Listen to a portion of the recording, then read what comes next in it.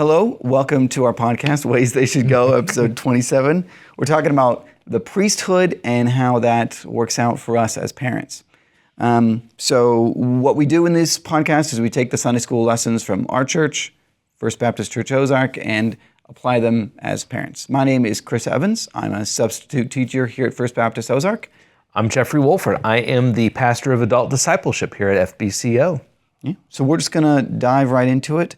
This week we talked about the priesthood in the Old Testament and how that's relevant still in the New Testament in some ways. And so, Jeffrey, would you briefly introduce it? Yes. So in our Sunday school lesson, we've been talking about the tabernacle, the place, but then God fills his holy place with a holy group of people that perform acts of service and worship. And it's kind of like a two-way street. They're doing things for the Lord and to the Lord, but they're also doing things for and to the Israelites as well. And this group we call the priests. Mm-hmm. And in particular, the Aaronic? No, that's a different word. Aaronic. Yeah, Aaron's family's priesthood. That's the way to say it. Yes. And so, isn't it Aaronic? Don't you think? Sorry, sidetrack. But God has this special group of people that He is literally calling out from Israel to be to worship Him and to serve Him and His people. So, the question for us today, as we think about parents, what is our responsibility? What role? What is a priest? What role does a priest do? Are we priests? There's talk about fathers being the priests of their household. And so we're just going to talk about a couple of those things today. So I just threw a lot of spaghetti out there. Yeah.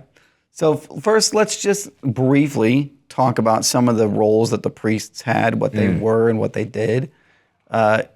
Hopefully, you've studied this because you've been in Sunday school or you know it from other places. But so the priests were mediators, right? When we've talked about that, they represented the people to God, and they represented God to the people, and the people, being Israel, could not go to God without going through the priest, right? The person would come, and it was mostly in the sacrifices. They would come to the priest with the sacrifice, and then the priest would take the sacrifice and put it on the altar and splash the blood against the horns and various things depending on what kind of sacrifice it was. But the people could not offer the sacrifice without the priest. The priest did that before God. And only then was it acceptable. If you tried to do it on your own, it wasn't acceptable before God. Mm-hmm. Correct. And so they had that. I think one of the sweetest things for me, thinking about how the priests represented the people before God, is in the high priest. When Aaron had this ephod. We talked about this in our Sunday school class. I know it's probably next week before they talk about it more in depth. Yeah. But on this ephod, there are 12 stones, and each stone has one of the tribe's names on it. And so, close to the priest's heart, the people are there being represented as he goes into the Holy of Holies on the Day of Atonement to make atonement for their sin. I just think that's a real sweet picture of the priest being representative of the people going before God and making sacrifice on their behalf. To me, that's one of my favorite things, is just that idea of intercession and representing God's people before God. Which is a wonderful, wonderful thing, absolutely. But not only were they to offer sacrifices, priests also taught the law. They were expected to be teachers. They were expected to be, interpreters of the law, to help people understand, work through issues. Another thing they were supposed to do, the work of intercession and pleading on behalf of folks. Then, interesting, in the lesson, it talked about correcting. I use the word correcting, but they were supposed to help the weak and the wandering. It says right here, to deal gently with the ignorant and wayward people because they themselves were subject to the same weakness. So in Hebrews 5:2, there was this understanding, at least in the first century Jews' mind, that the priests were supposed to help the people who were wandering. And so that idea of maybe go finding lost sheep and being gentle with people. Yeah, You weren't supposed to be a harsh priest. You could be bold, you could be courageous, but there was supposed to be some sort of sense of sympathy and gentleness with people, compassion with people that were wayward. Yeah, because the priests were not just supposed to serve out of mechanical, physical works. Like they were supposed to serve because out of their heart, right? They had ways that they were prescribed to do it, but they supposed to do that out of love for the people. And I think of being a priest, putting myself in that mindset and realizing the reality that I get to do something that helps people. I mean, what greater thing could you do than do something that makes that person clean, right? Before the Lord. That's a wonderful thing. And also, it pleases God. So, like, there should be such joy and heart in doing this. Yeah. And I think there's a lot of application there as parents. Any last thoughts before we move on to some parent application? As you think about what a priest is, just three main ideas that come: religious leader, someone who's holy. The idea of holiness is key to understanding the priesthood. Because if you're going to understand their holiness, you have to understand the holiness of God. Yeah. So holiness as a concept is something that is very important in Scripture. It should be very important to us as adults and parents, because how are we going to teach our kids holiness? How are we going to teach them about this concept? And it's a difficult concept, but there are different ways, and there have been people who have developed ways, age-appropriate ways to promote this idea of distinction, purity, sacredness. And so, anyway, those are two things. Oh, and the last thing is this idea of mediation, having a go-between. Thinking about gospel connections, God prescribes the priesthood. He says there's got to be some group of people who goes between me and my people. And so God prescribes this mediatory priesthood to function in that way, ultimately pointing to Christ as our mediator. Yeah. So how does priesthood? How can we help our kids think through the priesthood? How can we teach it to them that in a way that's effective, that they understand, and it's meaningful? So I think first is important to understand is that we are priests today in a sense, right? In 1 Peter 2, it says it in verse 5 and verse 9, and I really like verse 9. But you are a chosen race, a royal priesthood, a holy nation, a people for his own possession, that you may proclaim the excellencies of him who called you out of darkness into his marvelous light. So we're priests today, and in a sense, right, like you said before we started recording, there's continuity and there's discontinuity. We're not priests in the same way. We don't have all the same responsibilities, but we have some of them in some senses. And there's language in the New Testament that, Paul talks about pouring himself out as a drink offering, that the faith of the Philippians would be a pleasing sacrifice to the Lord. So, our serving other people is a spiritual sacrifice to the Lord in the same way that the physical offerings were pleasing to the Lord in the Old Testament, or at least they were representative of God. Right. Well, and it's interesting you mention that, because in verse 5 of 1 Peter 2, you yourselves, like living stones, are being built up into a spiritual house to be a holy priesthood. To do what? To offer spiritual sacrifices acceptable to God through Jesus Christ. So there is some sense in which we are making sacrifices to the Lord. And the Bible tells us there's different sacrifices that we make. Yeah. Yeah. And there's a lot, so I think it's very clear that that language applies to us as parents, that in a sense, our children are the sacrifice, and their faith is a sacrifice that we offer to God in the way that we are supposed to spiritually sacrifice to do our best to present them as holy before the Lord. Which I think brings up the question, are we, particularly parents, fathers, priests of our family? Oh, good question. And I asked this question because I've heard some people say, yes, the father is the high priest of their family, and they have to do all of these things. And I don't want to go beyond what Scripture says, right? And speculate. And be like the Pharisees, where we just keep adding laws and laws and laws and things you're supposed to do when we ought not to. Yep. But at the other side, we are called priests. We are to offer. So what is this idea of me as a father, as the head of my house, in my role as a priest, part of the royal priesthood that Peter tells us we're a part of? What is my role as the father to do that? And so I know I didn't answer your question, I don't think. Well, but I don't have all the answers for this. I'm still working through it. Yeah. I think one way which we agree on is if we think historically about the way the priesthood has evolved and changed and grown in our understanding in times since the Jesus came and left the first time, is that we got to a point where with the Roman Catholics, there is a role in their religious structure of a priest, someone who, if you want to go before the Lord, you have to go talk to the priest, and then the priest will talk to the Lord on your behalf because you cannot go to him.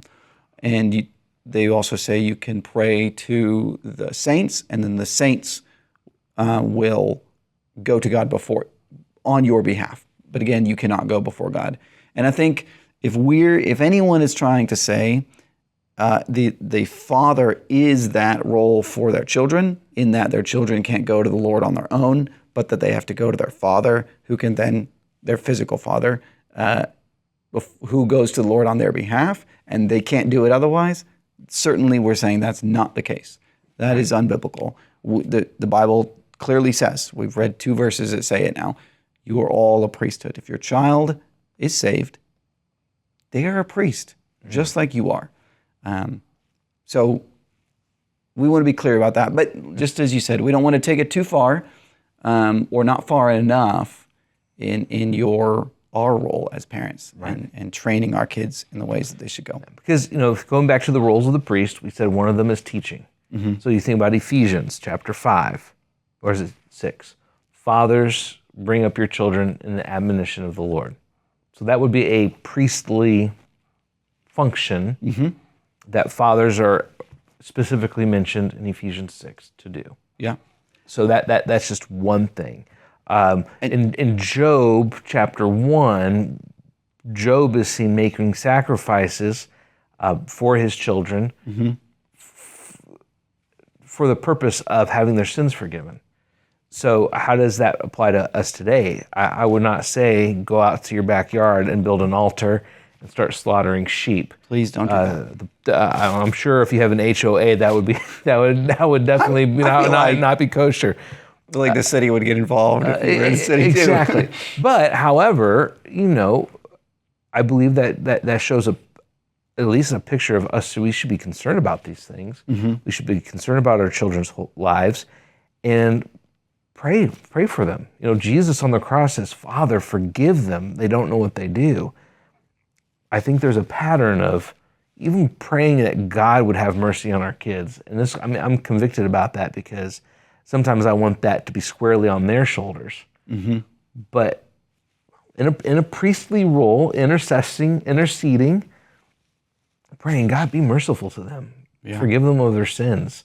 Work in their hearts and lives. So I think that's a totally appropriate way to do that. So anyway, what were you going to say? And, on the same vein, pray that God would bring about holiness and righteousness in their character, in their actions, in their lives. I think those are priestly duties as well. I don't want to go too far with that. I had a thought. I'm not going to take it there. You talked about teaching earlier as a parental role that we are supposed to have, and it's a priestly duty as well. We need to take that seriously. In the Old Testament, Moses gives the law to the priests, and then he commands them every 7 years to gather together the whole assembly. And it even says in there, right, everybody, and it says, including the young ones, the kids. And so there's an expectation in the Old Testament from God to the whole assembly that their kids are supposed to sit and listen to the teaching of the reading of the whole law. And I think we can take that in the opposite way too far and think that our kids can't just sit down and learn, but they can. There's an expectation in the Old Testament for them to do that. And I don't think in the New Testament it says, your kids, let kids be kids. They don't have to sit down and learn things. But so we do need to take that seriously, to teach them, and to take time and sit down and teach them. And you can also take that too far, right? If you're having a 2-hour Bible study with your kids every day, that's not going to go well, I don't think. Right. It depends on their age. 5 minutes, 15 minutes, 30 minutes, if occasionally is fine if your kid is okay with that. And on that front, I'm thinking about this too. God's desire with the priests in the Old Testament and for us today as Christians is that his glory through us would be displayed and enjoyed. It's not just that everyone sees God for how magnificent he is and then says, yep, check, that's pretty cool, but that they actually enjoy it. And so if you're teaching your kids in a way that's unenjoyable, and you can take that as far as discipline. Are you disciplining them legalistically, right, and not demonstrating a heart and a love for Christ, and an enjoyment, a desire to be in his presence and to serve him? I think you're missing that. Now you can take that too far the other way too, and say, learning about Christ has to be all fun and games, and that's certainly not the application either. Right. It's a lot. You got any thoughts? Well, I've got lots of thoughts now they're just rolling around my head. But let me do the gumball machine thing. What thought's going to come out? Okay. So we're talking about priesthood. So that's good. So parents, be faithful in the role of leading your family to the Lord, praying for them, doing these priestly functions that we're commanded to do. What you said about helping people see the glory of God. I mean, the whole point of the priests were to connect God and his people. Are you being used, and are you using your position as parents to do that? To bring your children to love the Lord. Not every kid's going to love the Lord in the same way, but are we going to be found faithful doing that? Another thing that's hard to do is this idea of holiness, and this idea of being separate and distinct, being set apart for God's use. So two things in particular. One, especially as your kids get older and they start becoming more self-aware of peers and peer pressure, and they're wanting to be like other people, that really start having those conversations about who do you want to please? As priests, we're holy. Be ye holy, for I am holy. If they're Christians, holiness is important. Holiness was important for the priests. How are you going to stay holy to the Lord? And where is your devotion going to be? Is your devotion going to be your friends or to the Lord? Are you going to want what the Lord wants for you? Or are you going to want to follow after what your friends or your teacher or whatever worldly thing is over here contra God's will? Yeah. So holiness is a really good concept. And then also serving, this idea of serving. And we're selfish by nature, and we want to do things for ourselves. But the priests were all about serving the Lord and serving others. And so helping your kids understand the role of serving other folks and putting other folks before yourself, and for the purpose of bringing them and the Lord together. Yeah. That's our, going back to the idea, that's our role as parents. Bring our children, bring everyone we can together to be with the Lord. You talked about holiness, and I'm reminded of the story of Eli and his sons, who I should have read the story before recording this, but I don't remember the details of it. But they weren't doing their priestly duties correctly, and the Lord brought that up to Eli, and he still didn't do anything. And they weren't just not doing their duties. It wasn't like they were just sitting back like we're just going to be derelict. They were sleeping with women. They were eating all of the good portions of the meat. So I mean, they were really truly abusing their position. So anyway, I just want to say, that's a good point. They just weren't not doing things.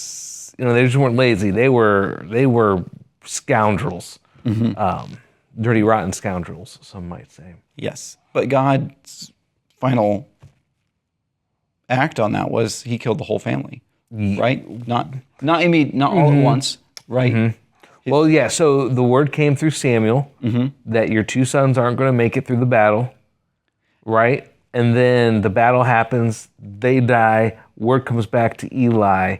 He's so upset he falls off of a railing or a seat and breaks his neck because he's fat. I'm pretty sure that's in the NJV.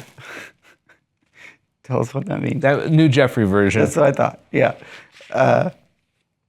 Yes, but God took it seriously. Yes. Them serving before the Lord. I mean, Aaron's two sons died because they served the wrong fire before the Lord. God takes this seriously. Ezekiel, God. There's 2 or 3 chapters where God is specifically calling out the priests who weren't doing their duties, who weren't going after the lost, who were using their position of priest as leverage to their own advantage. And so God says, listen, I want to get rid of you, and there's going to be new shepherds that come in. And eventually that's where he predicts the good shepherd. Yeah. In Ezekiel. But it's because of the brokenness and the unfaithfulness of the priests in the Old Testament. Yeah. So application for us as parents, if we're training our kids, teaching them and these things, are we doing that seriously? Are we taking that seriously? Because listen, let me just tell you, all right? My first, Logan's going into college now, all right? So this is new for us. We're going to have our 4th kid start high school.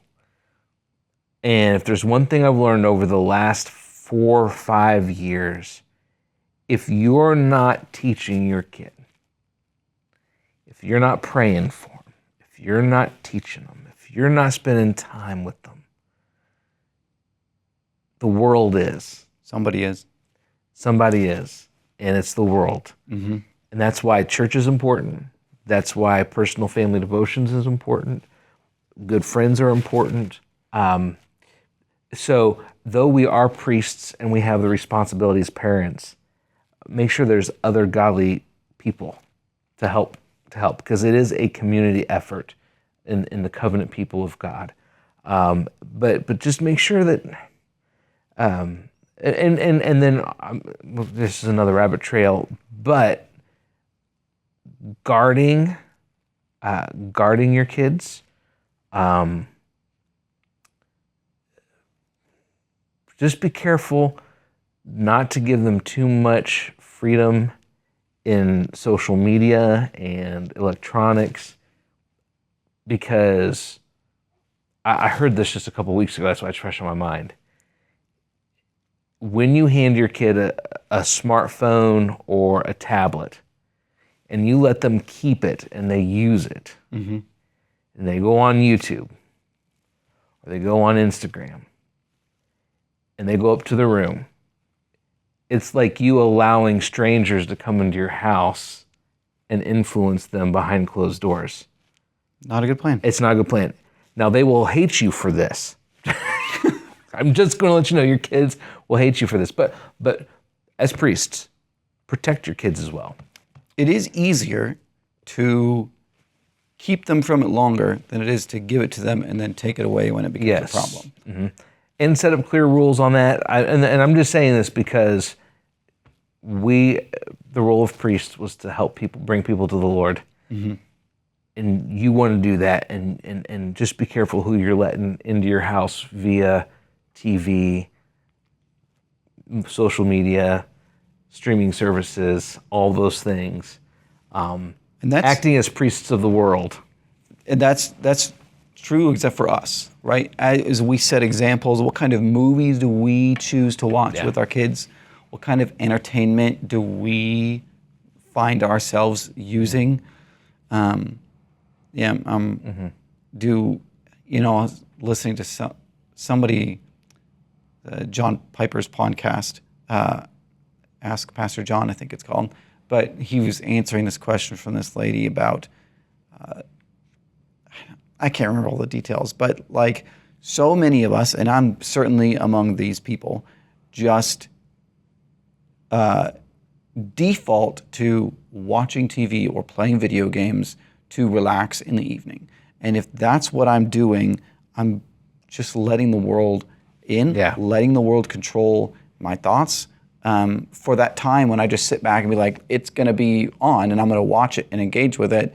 I'm not actively disciplining my thoughts and making sure that I'm always thinking the right thing. Something comes up, that's what they're showing, that's what I'm thinking about in the moment. But maybe that's too far on that front. But as parents, what are we doing? And not just the entertainment, but how we live each day, how we work, how we sacrifice our own self-desires for God's kingdom, how we sing in church. Do our kids see us go into church? Imagine this life that you're living as a priest serving before God, and your kid is going to serve as a priest after you. Are you showing them how it's done properly? And take it seriously, because God does. Yep. Yeah. Sounds good, man. So that's lesson 1 on the priesthood, and we'll talk more about the high priest in the next one and making the connection to Jesus. Yep. So, all right. Well, thanks for hanging with us during this talk about the priesthood. Hopefully, this has been beneficial to you, and we pray that you will bring up your children in the way they should go. I'm Jeffrey signing out. And I'm Chris signing out, but I also want to let you know, if you have any questions, you can email us at waystheyshould@gmail.com. Please share this podcast with anyone else who might be interested in it, and we'll be back next week. Thanks.